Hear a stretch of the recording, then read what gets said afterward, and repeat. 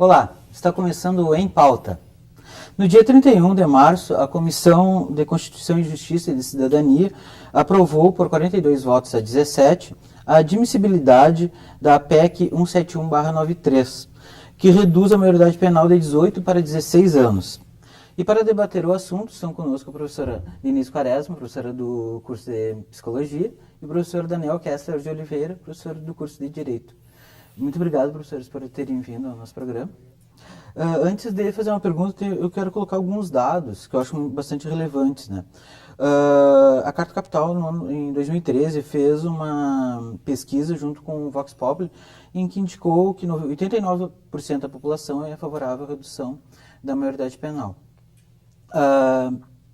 O programa Profissão Repórter, né, da Globo, fez uma pesquisa em crimes de latrocínio em São Paulo, no ano de 2005, né, em que indicou que apenas 1,9% dos crimes foram cometidos por menores de 18 anos. Né. Além disso, dos 54 países que reduziram a maioridade penal, não houve efetiva diminuição da violência, né. Tanto que Alemanha e Espanha voltaram atrás, né. E, para encerrar, entidades como a CNBB, a OAB, o Ministério Público Federal, entre outras, são contrárias à PEC 171. Né? Diante de tudo isso, assim, o enfoque não está dedicado à demagogia e a mira não está nos efeitos, não na causa da violência. Vou começar pela senhora, professora Denise. Bom dia, Laerte, bom dia, professor Daniel. De fato, eu acho que tu estás colocando muito bem, de alguma forma, né, há toda uma mídia, né, que culpabiliza os adolescentes, né, e podemos pensar também uma desresponsabilização do Estado em relação ao cuidado que tem que haver educativo dos adolescentes, né, porque veja, essa medida ela é absolutamente responsabiliza apenas o resultado final, né, de que é resolver um problema colocando mais pessoas no sistema prisional, que a gente sabe que é absolutamente falho, né? Que já não dá conta minimamente de reinserir os adultos que são encarcerados, né? E de alguma forma a gente vê que essa medida ela não pensa em cobrar do Estado, que já tem o Estatuto da Criança e do Adolescente, já prevê as punições necessárias ao adolescente, né? Então, nós enquanto povo, nós não temos esclarecimento suficiente pelos resultados da pesquisa que tu estás trazendo, né? Para cobrar efetivamente do governo ações educativas. Nós estamos em dívida com a adolescência. Se sabe também a partir das pesquisas que o número de adolescentes que morrem vítimas da violência é muitíssimas vezes maiores do que os adolescentes que a praticam. Sim. Então, a gente tem que cobrar do Estado ações educativas, ao invés de responsabilizar esse número pequeno de adolescentes infratores, né? Até porque a gente não pode perder de vista que a violência ela é resultado justamente da falta de ações sociais que o Estado deve para uma determinada camada da população mais pobre. Então, efetivamente, eu penso que o povo tem que ter mais consciência de cobrar do Estado a responsabilidade das ações que o Estado está devendo para essa camada da população. De oferecer alternativas, né? Exatamente, oferecer alternativas a esses jovens, né? Professor Daniel, e no âmbito jurídico, como está sendo vista a PEC 171? Bom, primeiro um bom dia, gostaria de agradecer mais uma vez o convite que me foi feito pelo programa, agradecer ao Laerte, agradecer à professora Denise aqui a contribuição ao debate e parabenizá-los por essa iniciativa, porque eu acho que é muito importante esse debate aqui para que a comunidade, a sociedade como um todo possa compreender realmente o que está se discutindo. Eu tenho uma posição pessoal totalmente contrária a essa redução, porque eu acho que é mais do mesmo. É mais medidas fazendo a mesma prática de se achar que eu combato um fenômeno complexo como a violência, um fenômeno que é inerente à vida em sociedade, como a criminalidade, com soluções simplistas, com soluções automáticas. Eu acho que por isso a gente tem esse apelo popular tão grande, que acredita que se punindo mais o adolescente, tu vai conseguir reduzir índices de criminalidades, porque é aquela velha crença em que eu preciso punir mais, em que o combate à violência apenas com punição, quando na verdade tu tem que compreender isso com a complexidade que ele tem. Quando eu pergunto em sala de aula, por exemplo, os alunos por que eles não cometem crimes, a gente sempre dá uma resposta amparada em valores morais, em valores éticos. Agora, quando a gente acha que o outro vai deixar de delinquir, a gente acha que a pena vai servir como um poder inibitório, quando na verdade não é. Cesare Beccaria, um justo filósofo italiano, já falava isso em 1783, que a efetividade da pena está relacionada com a certeza dela e não com a extensão. A impunidade está no corpo que está lá no chão, caído, no crime que aconteceu e que ninguém investiga. O que seduz para o mundo do crime é a sensação de ficar impune. E não isso ter uma pena que tu vai cumprir uma medida educativa de 2 anos, de 3 anos, de 4 anos, de 5 anos. Então, a gente acredita muito ainda nesse amparo punitivista. E eu acho que a comunidade jurídica, na sua ampla maioria, se posiciona contrária a isso, porque é mais do mesmo, a gente vem aumentando penas, aumentando rigores processuais, apostando na punição há mais de 3 décadas e a criminalidade só aumenta. Então, acho que isso é um efeito, de novo, que a gente vem acreditando em velhas práticas e a gente vai conseguir os velhos resultados. Pois é, isso que o senhor traz, eu não tenho os dados aqui, mas segundo leituras que eu já fiz, a grande parte da população carcerária é devido ao tráfico de drogas, não exatamente de crimes contra a vida apurados e punidos. Né? Exatamente. Quando tu justifica a punição de alguém, tu sempre pensa, se ele matar alguém, estuprar, tu sempre pensa nesses crimes, só que a pessoa que matou 10 pessoas, um serial killer, a gente rotula nesse estereótipo, quando 80% talvez da população carcerária no Brasil é por tráfico de drogas. E aí é aquele poder paralelo do tráfico, aquilo que renderia uma outra discussão. Mas eu acho que o percentual de pouca participação de adolescentes nos delitos na pesquisa que iniciou o programa, eu acho que é um fator a ser considerado mais do que essa questão propriamente de natureza de crimes. Professora Denise, a senhora comentou ali dos crimes contra os jovens, né? Mas eu tenho dados aqui da Anistia Internacional, em que fala que 82% dos jovens, quer dizer, 82 jovens são assassinados por dia no Brasil, sendo que 77% deles são negros, né? A gente não, como a senhora está falando do Estado antes, né? A gente simplesmente também não está desistindo da juventude? Eu penso que sim. Há um aspecto bem relevante que a gente tem que poder apontar a partir dos estudos da psicologia, que existe uma espécie de diabolização da adolescência. Né? E essa diabolização da adolescência, ela não é de hoje, ela é histórica. Né? Se nós formos ver, os antigos filósofos já traziam, né, nas suas frases, a desesperança com os jovens. E hoje há um recrudescimento a partir das próprias mídias, né, dessa diabolização da adolescência, e a gente vê isso fortemente nesses dados que tu vem trazendo, do quanto a própria mídia vem promovendo uma responsabilidade para os jovens em relação ao alto índice de criminalidade do país, o que não procede, o que improcede, né? O Conselho Regional de Psicologia é bem claro, eu trago aqui a posição do Conselho Regional e do Conselho Federal de Psicologia, absolutamente contrário à redução da maioridade penal. A própria presidente Dilma se pronunciou recentemente, agora dia 13, se colocando também contrária a essa redução, né? E a gente vê que tem a bancada da bala, como se fala, né, apoiando claramente isso para dar uma resposta política, digamos assim, a um problema que não é um problema tão fácil de ser pensado. Envolve questões psicológicas, questões sociológicas, questões do próprio direito, né? Da bancada da bala, a bancada da Bíblia também. O BBB, né? A famosa BBB, né? Exatamente. Professora, essa diabolização que a senhora comentou, isso não se dá justamente o espírito contestador do jovem, do adolescente? Seguramente, porque veja, hoje a gente está falando desses jovens infratores, mas a gente esquece de falar que as grandes revoluções do mundo, né, os grandes saltos qualitativos que o mundo teve, se deram justamente por esses movimentos contestatórios, né? Que isso reside no jovem, que ainda tem esperanças, que não está tão desiludido, falando mais em termos realmente assim de de perspectiva de evolução. Na medida que a gente vai envelhecendo, a gente vai perdendo uma certa ilusão necessária para levar adiante os projetos importantes da vida, né? Indignação também. Uma certa indignação, perfeito, né?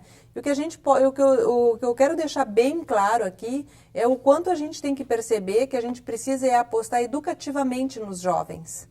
Que essa questão realmente da punição, da prisão, absolutamente não resolve nada, né? Nós temos aqui na Fevale, inclusive, um projeto maravilhoso que é o Jovem Aprendiz, que é justamente uma mostra do que deve ser feito com esses jovens, né? Esse projeto Jovem Aprendiz é desde 2007 desenvolvido aqui na Fevale, né? E esses adolescentes vêm para cá e têm aula de informática, tem aula de português, tem aula de psicologia, tem aula de inglês. É um processo de reeducação e de reinserção desses jovens. E isso tem que ser mais feito. Professor, como a redução, né, o debate da criminalidade penal está sendo tratado na área jurídica, assim, que consequências isso pode agregar para todo a jurisprudência? Na verdade é o seguinte, a gente tem que deixar primeiro bem claro que aquilo que a sociedade às vezes pensa de que o menor de 18 anos não tem consequência nenhuma jurídica, isso não existe. Ele comete um ato infracional que se aplica às mesmas regras de todo o estudo do direito penal, só que ao invés de ter uma pena, uma punição cumprida numa penitenciária, ele vai ter uma medida socioeducativa. Ele pratica um ato infracional ao invés de um crime. Então há uma consequência jurídica para ele. Como isso está sendo encarado no âmbito jurídico, como eu já ilustrei antes, eu acredito que a maioria da comunidade jurídica é contrária, tá? Se posiciona contrária a isso por entender isso um retrocesso. No entanto, sempre que tu se põe a se valer desses valores que já foram colocados aqui pela professora Denise, quando tu tenta analisar a criminalidade sobre um outro aspecto, tu tenta buscar a questão psicológica, ainda é rotulado por certa parcela também da comunidade jurídica como o coitadismo penal, como tu defender bandido, tu só defende, com perdão da expressão, vagabundo, quando na verdade a pessoa não se põe a pensar que a gente é obrigado, enquanto sociedade, a rever a questão penitenciária e a questão criminal como um todo. Eu diria até, né, professor, que todo mundo que defende os direitos humanos é rotulado... É rotulado dessa forma, porque não há uma compreensão, porque se vende a ideia de que é muito mais fácil tu punir, é muito mais fácil tu aumentar uma pena do que tu fazer uma política social. Em determinadas localidades, o Estado chega a determinadas pessoas apenas com o braço policial. E aí tu não vai conseguir nada diferente do que tu fomentar a violência. Então, o índice de reincidência no presídio é absurdamente superior ao índice de reincidência na fase, ou seja, no jovem infrator. Por quê? Porque é uma pessoa que ainda pode ser recuperada, digamos assim, que ainda pode ser investida. Mas, professor Daniel, isso é uma característica psicológica da adolescência, porque a adolescência realmente é uma fase do desenvolvimento humano, né? Onde o jovem está ainda num processo de formação psicológica. Então, evidentemente que o adolescente ele merece esse nosso investimento. Com certeza. Né? Enquanto sociedade, né? E o que acontece? Quando a gente tira esse direito desse adolescente, né, e de certa forma não busca reinserir ele e trabalhar essas questões com o adolescente e coloca ele no sistema prisional de adultos, que é ineficiente, como tu bem trazes, né? Tanto é que os índices são de 80% de retorno ao sistema prisional, tamanho o índice de falha que tem o sistema prisional. Enquanto que o adolescente que cumpre medida socioeducativa, o índice de retorno à instituição é de apenas 20%. Então, os índices provam claramente o quanto, sim, que a gente tem que investir mais no sistema educativo, né? E pela própria adolescência em si, né? Até porque no Brasil, né, tem uma das maiores populações carcerárias do mundo e nem por isso a gente consegue visualizar uma diminuição da violência. Né? A gente está abastecendo o crime organizado. Né? Exatamente, eu já mencionei até em outra oportunidade, em outro programa aqui, a questão do sistema penitenciário, ele se retroalimenta, né? Tu coloca para dentro do presídio em um ambiente onde o Estado já não tem mais controle, onde o preso consegue controlar, e ele ali angaria novos soldados, digamos, para essas organizações criminosas. Então, o crime está se valendo de uma estrutura financiada pelo Estado para ampliar a criminalidade. É uma escola do crime, como a gente costuma ouvir no senso comum, né? E que Exatamente. faz sentido, né? Na medida em que a gente coloque um adolescente também mais precocemente em contato com esse tipo de comportamento, obviamente o adolescente também estará aprendendo mais facilmente a ser mais criminoso, vamos usar assim essa expressão, né? Se isso é possível de ser Essa falado. mesma facilidade que ele tem para aprender as coisas boas, ele vai ter para aprender as ruins. Exatamente, perfeito. Professores, segundo Marcos Rolim, né, no Brasil são cerca de 20 mil adolescentes atualmente encarcerados, sendo que 1.000 aqui no Rio Grande do Sul. Todos presos, como ele cita, né, em calabouços sob o eufemismo de medidas socioeducativas de privação de liberdade. Ele comenta, o Marcos Rolim, que o Estatuto da Criança e do Adolescente falha no sentido de que prevê, por exemplo, um adolescente de 12 e 17 anos tem entendimentos diferentes. Né? O de 17 tem um amadurecimento maior. Né? E prega uma punição máxima de 3 anos, qual for a idade. O que ele sugere é uma revisão no ECA, né? Em vez de reduzir a maioridade penal. Olha, eu penso que não é uma revisão no ECA. O que tem que ser feito é o ECA ser cumprido. Né? Talvez o Marcos Rolim não tenha, enfim, se dado conta que o ECA prevê é até 9 anos de acompanhamento desse adolescente. Não são só 3 anos. Está previsto no ECA. Né? São 3 anos, mais 3 e mais 3. Né? Pode ser 3 anos de detenção, mais 3 anos de liberdade assistida, mais 3 anos ainda de acompanhamento. O ECA prevê 9 anos de acompanhamento para esse adolescente. Talvez o que ele esteja tentando dizer é que só são 3 anos cumpridos. Então eu penso que não é uma revisão do ECA, é um cumprimento do ECA que está faltando. Né? O ECA não é cumprido minimamente. Assim como a ECA, a nossa Constituição não é cumprida, a Lei de Execuções Penais não é cumprida, mas essa questão que se veicula aí, esses 3 anos, é importante, que as pessoas, eu acho que às vezes confundem a questão de tu só tem até os 21 anos, e daí tu pegar quase completando 18, que depois dos 18 anos pode ficar ainda cumprindo se tiver uma medida em vigor, mas o escalonamento funciona como uma progressão de regime no criminal. Exatamente. Tu vai ter outras medidas, então, mas eu concordo que se buscar melhorar daqui a pouco o aparato do ECA seria discutível, muito mais do que uma redução. A redução da maioridade penal, de novo, ela é falar mais do mesmo, é uma medida simplória, demagoga, que vai surtir, no meu ponto de vista, um efeito totalmente contrário, um retrocesso civilizatório. Porque a gente discute sempre, o jovem com 17 anos sabe o que faz. Mas não é essa a discussão apenas. Porque o ECA já responsabiliza também esse adolescente, né? A questão é as pessoas se darem conta que o ECA responsabiliza completamente, né, o adolescente. Exatamente, ele é responsabilizado. E eu não estou dizendo que ele tem, primeiro, que ele não tem a capacidade que um jovem de 18 anos teria para responder pelos seus atos. Estou dizendo que não tem como a gente colocar esse jovem de 16, 17 junto com um adulto para cumprir o crime, para cumprir a pena. Esse que é a problemática, e essa pessoa ainda a gente pode investir de outra forma nela para buscar uma recuperação social, não apenas na capacidade dela. Mas ainda que seja na capacidade, eu brinco, porque a gente tem uma lei que ela proíbe o jovem de menos de 18 anos de comprar uma revista Playboy, por exemplo. Ele não tem maturidade para ver mulheres nuas, mas ele poderia responder pelos seus crimes. Então é um contrassenso total, é uma falta de parâmetros e é mais insistindo no discurso punitivista do que realmente tentar resolver um problema. E na ausência de respostas à sociedade, digamos assim, né? O que é que se faz? Se apresenta à sociedade uma solução miraculosa, que seria trancafiar esses adolescentes diabolizados, né?